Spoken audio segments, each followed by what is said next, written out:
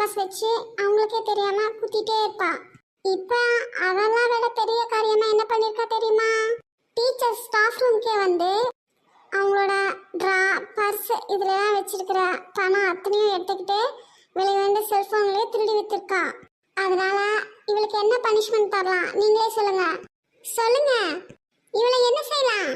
Dress remove பண்ணிட்டு எல்லாரும் ஒருத்தரா வந்து அடிக்கிறீங்களா? சொல்லுங்க மக்களே, சொல்லுங்க. ஏன்னா நீங்க போஸ்ட் ஆபீஸ் கட்ட உங்களோட ஃபீஸ் அமௌண்ட்டு இந்த மாதிரி உங்களோட பணம் எல்லாம் நிறைய காணாம போனதுக்கு இவதான் காரணம்.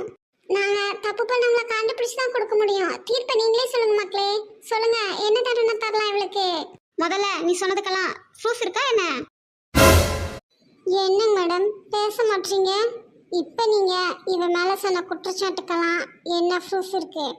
அதையெல்லாம் நான் ஏன் உன்கிட்ட சொல்லணும்? உனக்கெல்லாம் பதில் சொல்லணும்னு எனக்கு எந்தவித அவசியம்